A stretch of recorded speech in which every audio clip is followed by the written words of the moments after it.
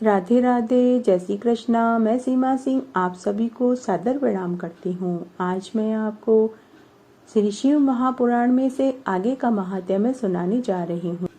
जब माता पार्वती ने भगवान शिव से विवाह किया तो वह खुद को अकेला महसूस करने लगी।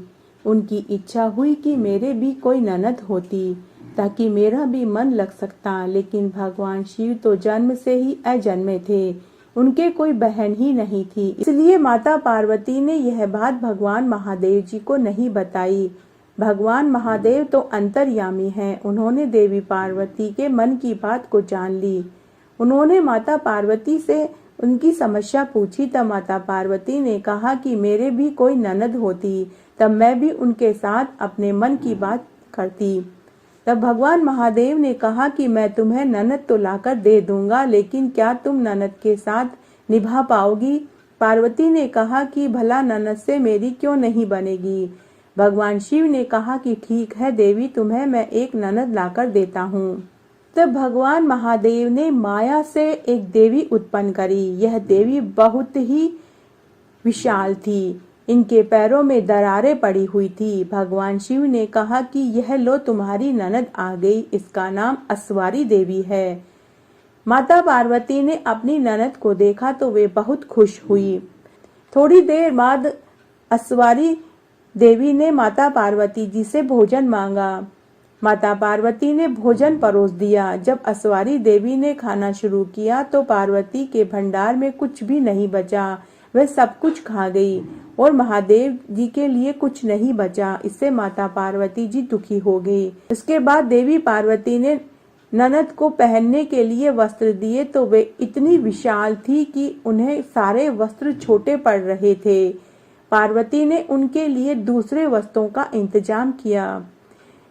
देवी पार्वती अपनी ननद को देखकर खुश हुई। भाभी और ननद में हमेशा मजाक का रिश्ता रहा है, इसीलिए ननद जब माता पार्वती से मजाक करने लगी और अपने पैरों की दरारों में पार्वती जी को छुपा लिया, जिससे माता पार्वती जी का दम घुटने लगा। महादेव जी ने जब अस्वारी देवी से पार्वती के बारे में पूछा तो अस्वारी देवी झूठ बोल गई, लेकिन भगवान शिव तो अंतर्यामी थे। उन्हें तो सब पता था कि अस्वारी देवी ने माता पार्वती जी के साथ क्या किया। तभी अस्वारी देवी जोर जोर से हंसने लगी और जमीन पर पांव पटकने लगी। तभी अस्वारी देवी के पैर की दरारों में से माता पार्वती बाहर निकल आई।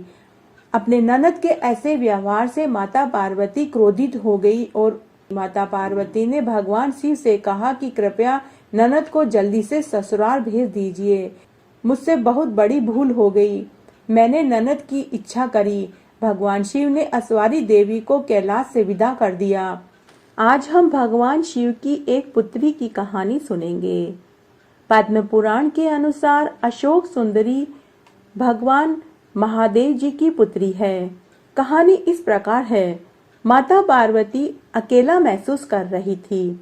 माता पार्वती के अकेलेपन को दूर करने हेतु कल्पवृक्ष नामक पेड़ के द्वारा ही अशोक सुंदरी की रचना हुई। एक बार माता पार्वती विश्व में सबसे सुंदर उद्यान में जाने के लिए भगवान महादेव से कहती है।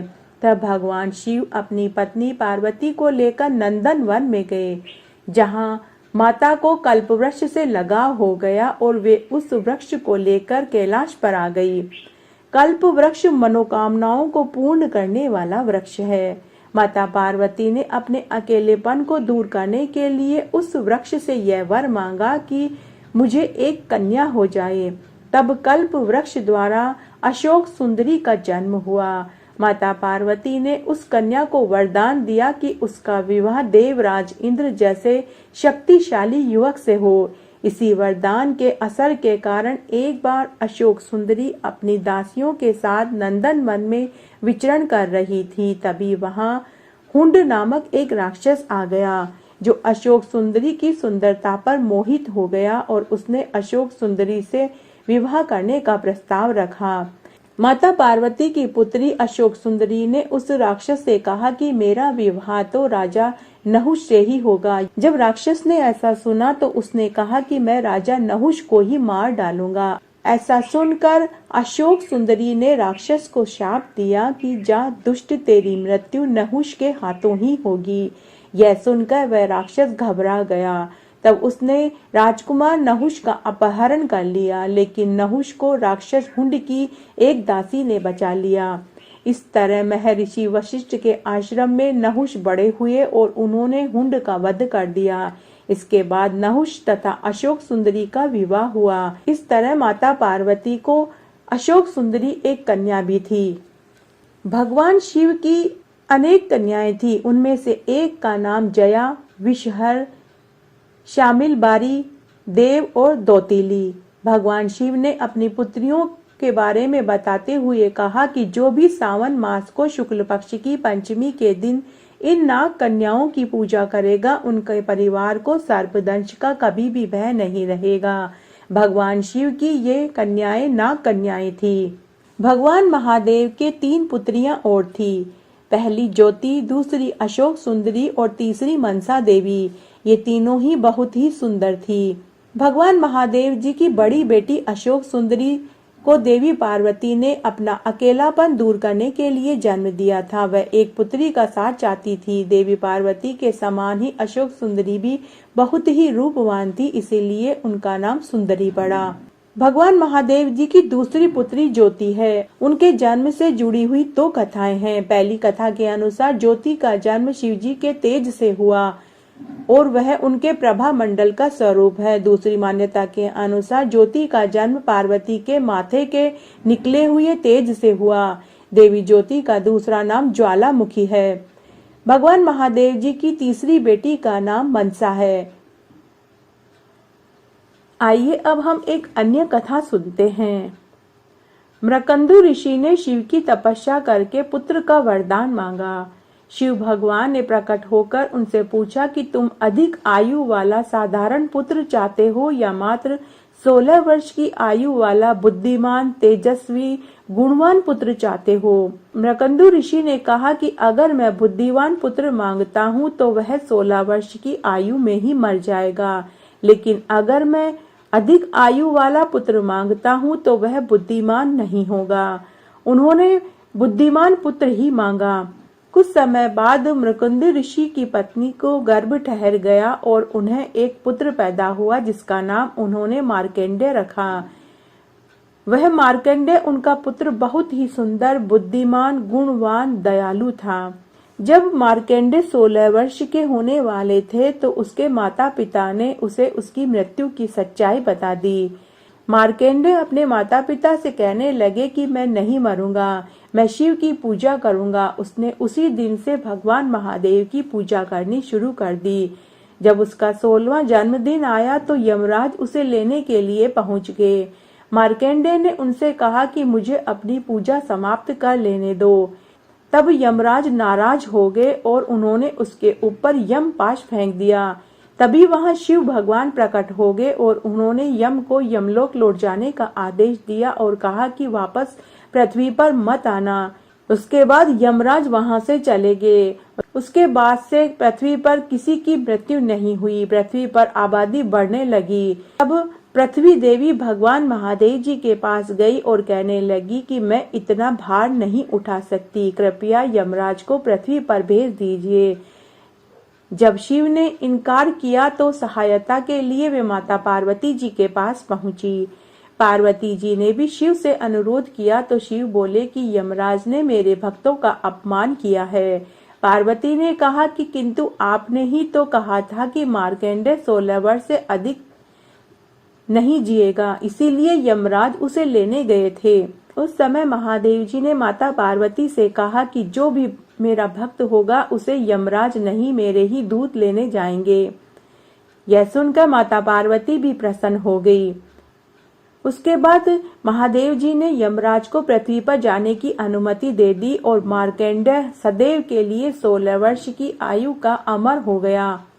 एक बार माता पार्वती ने देवों के देव महादेव जी से पूछा कि हे देव, आप अमर और अजर हैं, लेकिन मुझे हर जन्म में मरना पड़ता है और फिर दोबारा जन्म लेने के बाद आपको प्राप्त करने के लिए मुझे कठोर तपस्या करनी पड़ती है। ऐसा क्यों? जबकि आप तो अमर और अजर हैं, इसलिए आप मुझे भी अमर और अजर बना दीजिए। शिव महापुराण में मृत्यु से लेकर अमर अजर तक के कई प्रसंग हैं, जिनमें से यह प्रसंग बड़ा ही रोचक है, जिसे कि अमृत की कथा के नाम से जाना जाता है। पौराणिक कथा के अनुसार अमरनाथ की गुफा ही वह स्थान है जहां महादेव जी ने माता पार्वती को अमर होने की कथा सुनाई थी। उस समय माता पार्वती और महादेव जी के अलावा कोई तीसरा प्राणी वहां नहीं था। न महादेव जी का नंदी, न ही नाग, न ही सिर पे गंगा, न ही गणपति और न ही कार्तिकेय।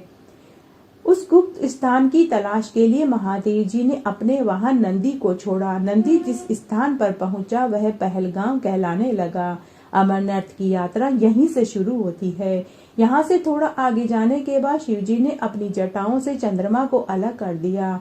उस स्थान को चंदनवाड़ी कहते हैं। इसके बाद गंगा जी को पंचतरणी में कंठ आभूषण सर्पों को शेषनाग पर छोड़ा। इस प्रकार पड़ाव का नाम शेषनाग पड़ा। अमरनाथ यात्रा में पहलगाम के बाद आगे का पड़ाव आता है, जिसे गणेश टाप कहते हैं। मान्यता है कि शिवजी ने एकांत की तलाश में इसी स्थान पर अपने पुत्र गणेश को छोड़ा था। इस जगह को महागुणा पर्वत भी कहते हैं। उसके बाद महादेव जी ने पिस्तु नामक कीड़े का त्याग किया और यह स्थान भी पिस्तु घाटी कहलाने लगा। इस प्रकार महादेव जी ने अपने पीछे जीवनदायिनी पांचों तत्वों को स्वयं से अलग कर दिया और उसके बाद पार्वती संग एक गुफा में प्रवेश किया। कोई तीसरा प्राणी उस गुफा में न जा सके, कोई पशु पक्षी जीव जिनावर उस गुफा में न पहुंच सके, इसीलिए महादेव जी ने गुफा के चारों तरफ एक अग्नि जला दी और महादेव जी ने इस गूढ़ रहस्य की कथा माता पार्वती को सुनाने लगे। उस गुफा के अंदर एक छोटा सा कबूतर था। उसकी माँ अपने बच्चे के लिए भोजन की तलाश में गई हुई थी। भगवान महादेव जी ने माता पार्वती के सामने ये शर्त रखी थी कि मैं जब कहानी सुनाऊं तो आप बीच बीच में हुक्कारा लेना, जिससे कि मुझे पता लगे कि आप कहानी सुन रही हैं। कहानी सुनते सुनते माता पार्वती को बीच में ही नींद आ गई।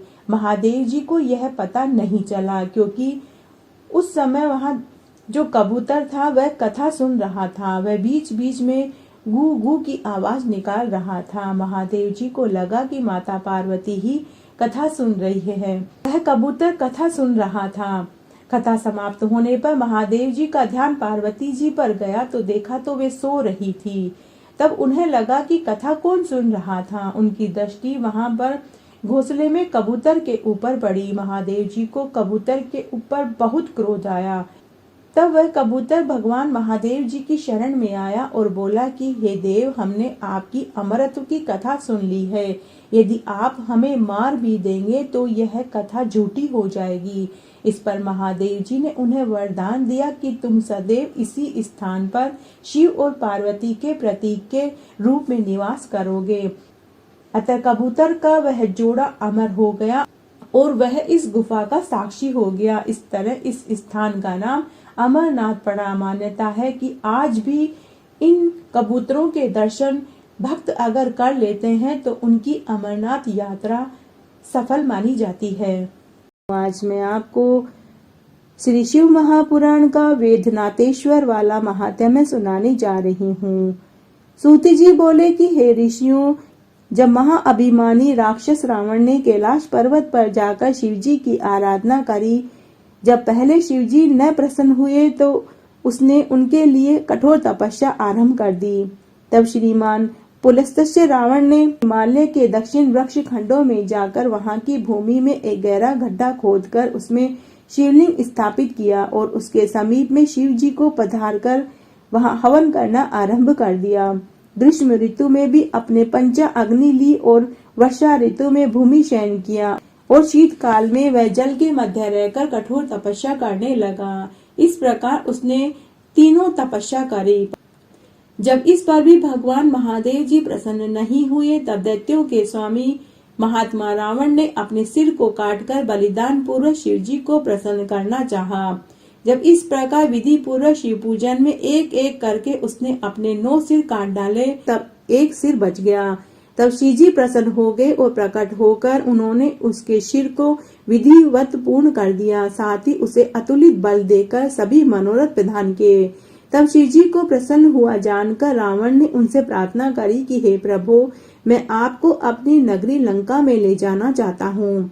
मैं आपकी शरण में हूँ, मुझ भक्त की यह प्रार्थना स्वीकार कीजिए।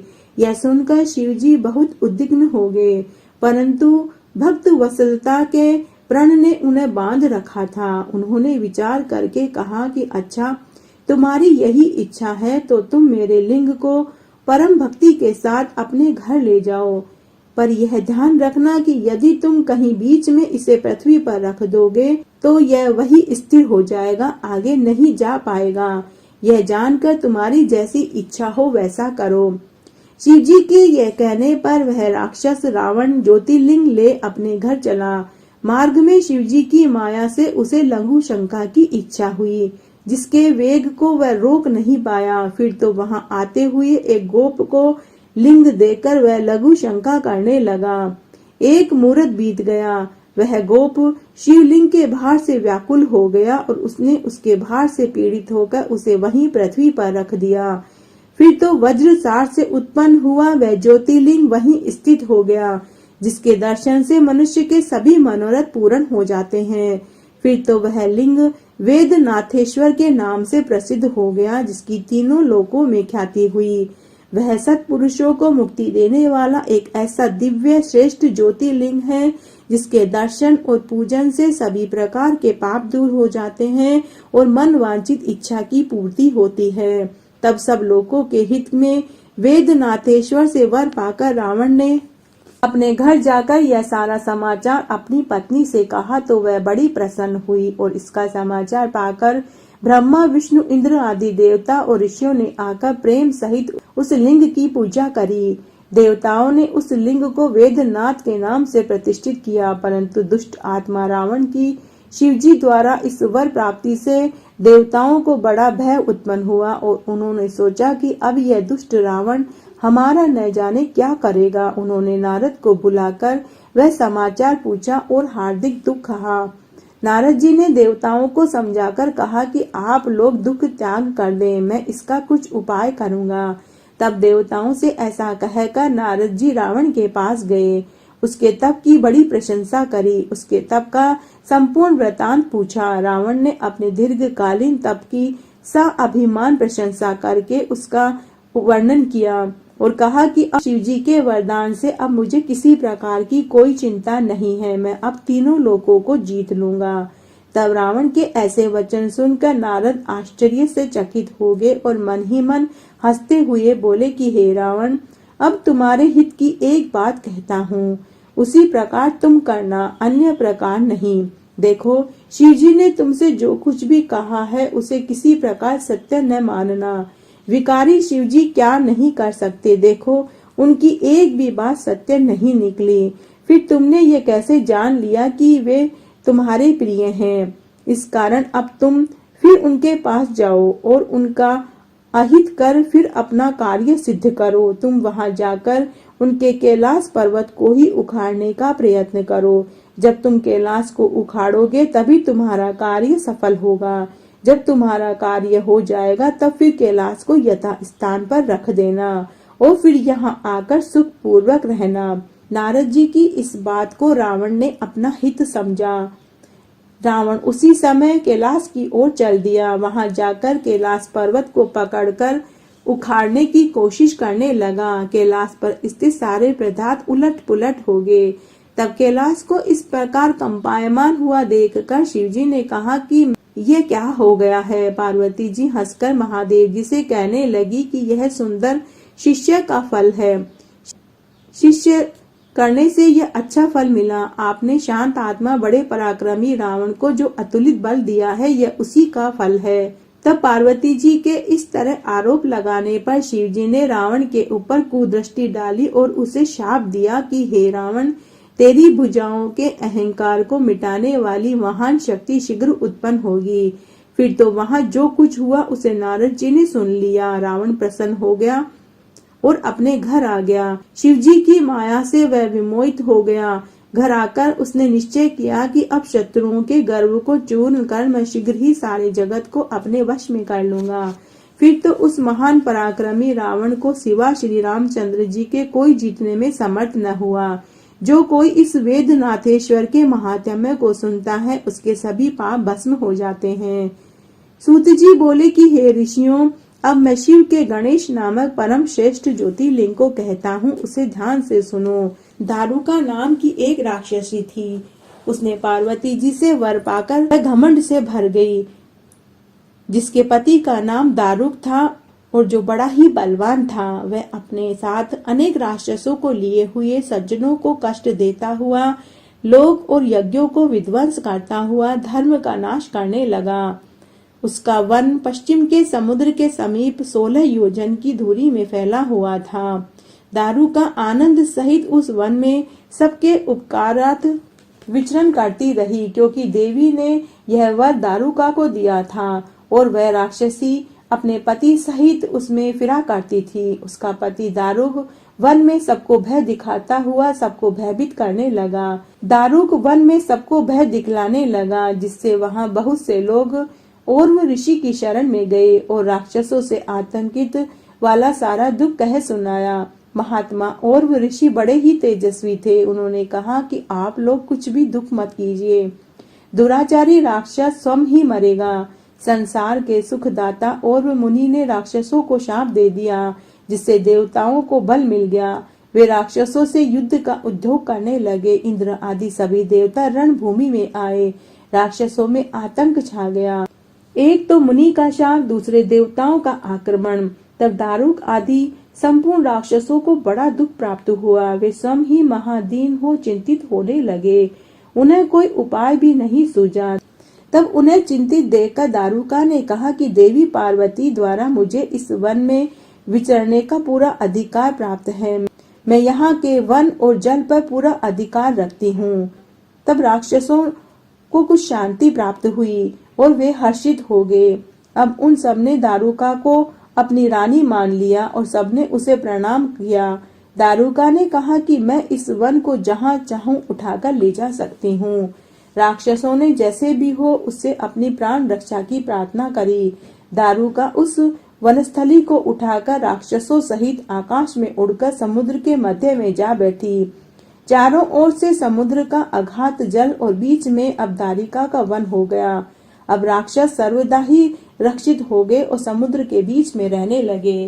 कभी कभी नौकाओं में बैठकर समुद्र के तट पर आते जाते और वहां ऋषि आदि देवताओं को पकड़कर खाने के लिए ले जाते।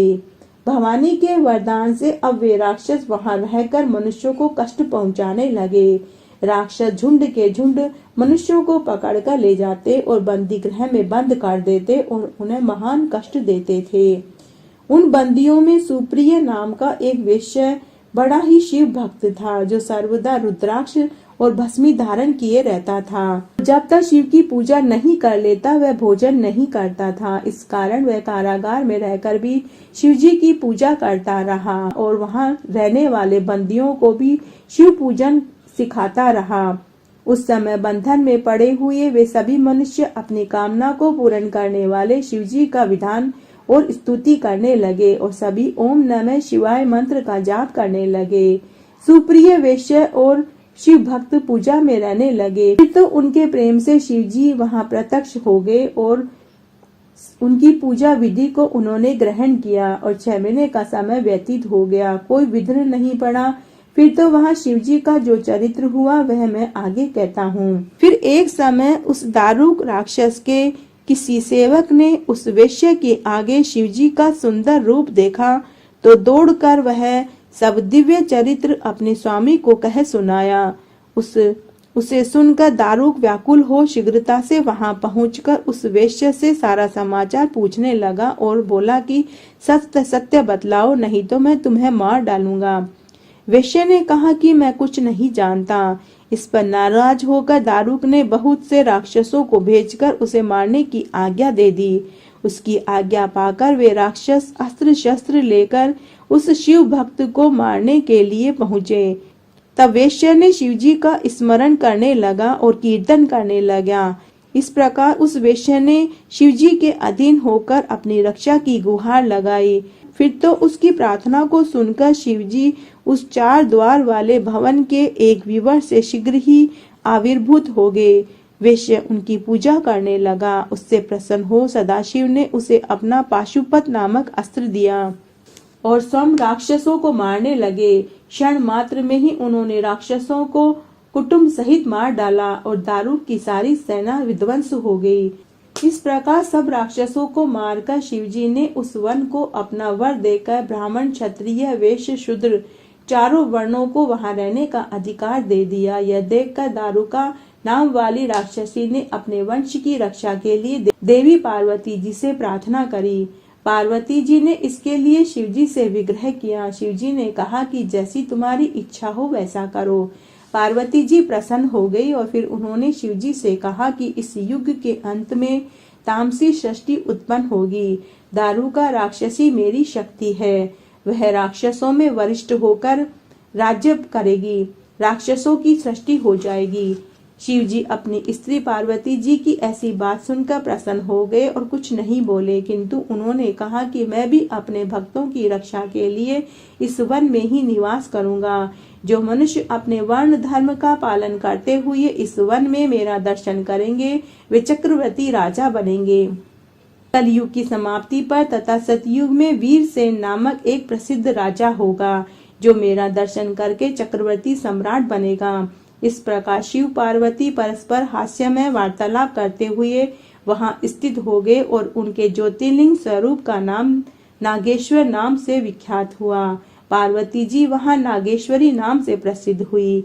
इसके पश्चात निषद देश में जो शिवजी की भक्ति करने वाला महासेन नाम का एक राजा था, उसको वीरसेन नामक पुत्र की प्राप्ति हुई। उस क्षत्रिय कुलभूषण ने 12 वर्ष तक पार्थिव शिव की पूजा करके कठोर तपस्या करी। शिवजी ने प्रसन्न होकर उसे पाशुपतास्त्र प्रदान किया। इतने दिनों में तब तक पार्वती जी के दिए हुए वरदान के अनुसार उस वन के वासी मलेच्छ राक्षस भी सदाचारी हो गए और इस प्रकार वहां नागेश्वर ज्योतिर्लिंग की उत्पत्ति हुई, जो त्रिलोकों की कामना को पूर्ण करने वाली है। जो मनुष्य नागेश की इस उत्पत्ति की कथा को सुनता है वह समस्त पापों से मुक्त होकर सभी इच्छाओं को प्राप्त होता है। अब हम रामेश्वर ज्योतिर्लिंग का महात्म्य सुनेंगे। सूत जी बोले कि अब आप आगे हमें रामेश्वर ज्योतिर्लिंग का महात्म्य सुनाइए, जिसे कि त्रेता युग में भगवान रामचंद्र जी ने स्थापित किया था। जब रावण उनकी पत्नी जानकी को हर कर ले गया तो वे उन्हें खोजते हुए किष्किंधा नगरी में पहुँचे। सुग्रीव से मिले, बाली का वध करके सीता की खोज करने लगे। तब पहले सुग्रीव और हनुमान आदि वानरों तथा भाई लक्ष्मण के साथ बैठकर उन्होंने विचार किया। फिर जानकी को खोजने के लिए उन्होंने हनुमान आदि वानरों को चारों ओर भेज दिया। उसके पश्चात कपिश्रेष्ठ हनुमान जी के प्रयत्न से लंका में जानकी का पता लग गया। श्री रामचंद्र जी के पास लौटे तो श्री राम जी 18 पद्म वानरों को साथ लेकर दक्षिण में खारे समुद्र के किनारे पहुंचे। वहां जाकर शिव भक्त रामचंद्र समुद्र के तट पर बैठकर उसे पार करने की विचार करने लगे। वो जानकी कैसे प्राप्त होगी इसकी भी उन्हें चिंता सताने लगी। तब उनके भाई लक्ष्मण ने रामचंद्र भगवान से कहा कि आप शोक मग्न मत होइए। जानकी के मिलने का उन्हें आश्वासन दिया। तब रामचंद्र जी कुछ शांत हुए, किंतु उसी समय जो उन्हें प्यास लगी तो उन्होंने अपने भाई लक्ष्मण से जल मांगा। लक्ष्मण ने वानरों से जल लाने की आज्ञा दी। वानर जल लेने के लिए दौड़े। कहीं दूर से जाकर वे जल लेकर आए।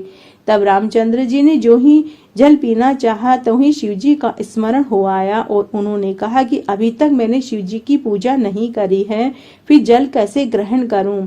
ऐसा कहकर रामचंद्र जी ने जल लिया और पार्थिव बनाकर षोडश उपचार से शिवजी का पूजन किया। उन्होंने प्रणाम पूर्वक स्रोतों से शिवजी की स्तुति करी और आनंद पूर्वक शिवजी से प्रार्थना करने लगे। रामचंद्र जी बोले कि हे स्वामी, हे शंभो, हे महादेव, हे भक्त वत्सल, मैं दीन वाला भक्त आपकी शरण में आया हूँ, मेरी रक्षा कीजिए। हे भवसागर से तारने वाले, इस समुद्र का जल बड़ा अघात है। बलवान पराक्रमी रावण बड़ा ही प्रबल है। इधर मेरे पास युद्ध का कुछ भी साधन नहीं है, केवल चंचल वानरों की सेना है। तब मेरा कार्य कैसे सिद्ध होगा। हे सुव्रत, हे देव, इस युद्ध में आप मेरी मदद कीजिए। आपकी सहायता के बिना यह कार्य करना बड़ा ही दुर्लभ है, क्योंकि त्रिलोक्य विजय रावण आप ही के वरदान से अभिमानी और दुर्जय हो गया है। हे सदाशिव, मैं आपका सेवक हूँ, आपके अधीन हूँ, इसलिए आप मेरा पक्ष लीजिए। हे शंकर, आपकी सदा ही जय हो, जय हो। जब प्रार्थना करके रामचंद्र जी ने बार बार उच्च स्वर में ऐसा कहा तथा नृत्य कर गलनाद अर्थात मुंह से अगड़म बम बम शब्द किया, तो शंकर देव शीघ्र ही प्रसन्न हो गए और अपने अंगों सहित ज्योति स्वरूप महेश्वर शीघ्र ही वहां उपस्थित हो गए और बोले कि हे रामचंद्र, तुम्हारा कल्याण हो, तुम वर मांगो। शिव जी का दर्शन करके वहां स्थित सभी लोग पवित्र हो गए और रामचंद्र जी ने बड़े प्रेम से प्रकट हुए शिव जी का सप्रेम पूजन किया। फिर कहा कि हे स्वामी, यदि आप मुझ पर प्रसन्न हैं और संसार को पवित्र करने वाले दूसरों का उपकार करने के लिए आप यहाँ निवास कीजिए। शिव जी ने कहा कि तथास्तु, और ऐसा कहकर रामेश्वर नाम से वहाँ स्थिति की और अपना लिंग रूप रामेश्वर नाम से पृथ्वी में प्रसिद्ध हुआ। फिर तो रामचंद्र जी ने शिव जी के प्रताप और बल से समुद्र को पार करके शीघ्र ही रावण और राक्षसों को मारकर सीता को प्राप्त किया। इस प्रकार पृथ्वी पर रामेश्वर की बड़ी महिमा है। वे शिव जी अपने भक्तों को सदैव मुक्ति और भुक्ति को देने वाले हैं। जो मनुष्य इस रामचंद्र शिवलिंग पर दिव्य जल चढ़ाते हैं वह जीवन मुक्त हो जाते हैं और अंत में मोक्ष को पाते हैं। जो इस महात्म्य को सुनता है वह सभी पापों से छूटकर स्वर्ग का अधिकारी होता है। इस प्रकार आज मैंने आपको यह महात्म्य सुनाया। मेरे साथ बने रहने के लिए आपका धन्यवाद। आगे के महात्म्य के लिए भी आप इसी तरह मेरे साथ बने रहें। धन्यवाद।